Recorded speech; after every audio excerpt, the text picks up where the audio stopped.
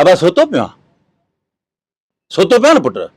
हाँ अरे लख लानत थई मुंह में करण में लानत थई, इन सुमण में लानत थई, इन घुमण में लानत थई, जई दी रात लानत हो जई। मुझो पुट ही ने तुड़े छा थियो?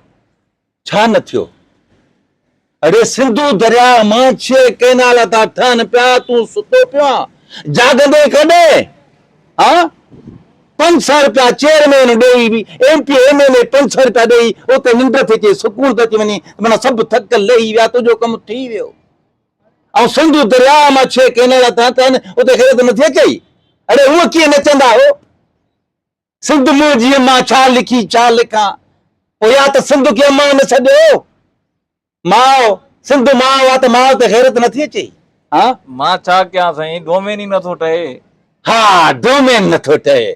अरे लख लानत थई, डोमेन ते लानत थई। अरे ॿुध, जॾहिं हो थो थिए सकाफ़त ॿियारो थो मल्हाए जे जहिड़ी टाइम उते नचण सां थो लॻई, अजरक टोपी पाए निरे ते उते वञी नचण, पाण बि वञे थो रना पंहिंजूं माउ ज़ाल खे वठी उते वञी ज़ोरी वञी उते नचाए, उहा तुंहिंजी सकाफ़त आहे, उते नच। पर सिंधु दरिया में केनाला था ठहन, उते न उथिजांइ।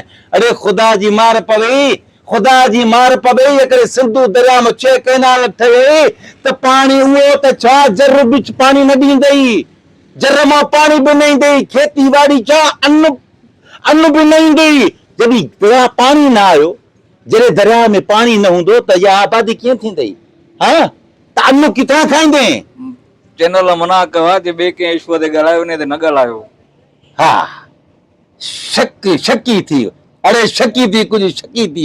जे चैनल में तुझी हेतरी हले भी नथी, जेको तुझी रिपोर्ट नथो हलाए, सिंध जी रिपोर्ट नथो हलाए, उन चैनल ते ड्यूटी छो तो करे? छो तो करे उन चैनल ते ड्यूटी? हाँ नचण तुझी सकाफ़त में आ। हाँ गैरत ही गैरत जो मामलो आ, इहो उथी ॾेखार त गैरत भी तुझी सकाफ़त में आ। सिंध गैरती, सिंधी गैरती आहिनि। आराम तो कयां, सॼी राति सॼो ॾींहुं वियासीं हेॾे MP साहब सां गॾु। हाँ सॼो ॾींहुं MP सां गॾु तूं MP जी ड्यूटी ॾे, तूं हिन चेयरमैननि जी ड्यूटी ॾे, बाक़ी सिंध माउ जी ड्यूटी न ॾे।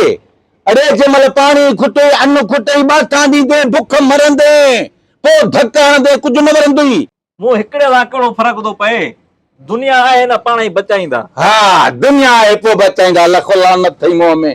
अरे हिकु हिकु आहे, 2 10 आहिनि, सभु ईअं सोचींदा त पिदाद में केरु वेंदो, केरु विढ़ंदो? उथी बेगैरत मां चओ उथी न है तो मुझे कुछ भी नहीं, बेगैरत निकली मेरे घर में। देखे सिंधु में गैरत ना है, वो उनमें गैरत ही जो जरूरी ना है, वो मुझे पुटु ही है। जेकॾहिं गैरत न थई त मुझे पुटु ना निकिरे मुझे घर मां। मां केनाल कढां ने मूंखे मूंसां विड़ी। अरे जंहिं बि कढां तो को पुनो न मां त गैरत न थई, पोइ तो छाते गैरत जो हक़ न तो घर में रहण। उथी तूं उथी उथी उथी निकिर घर मुझे न जो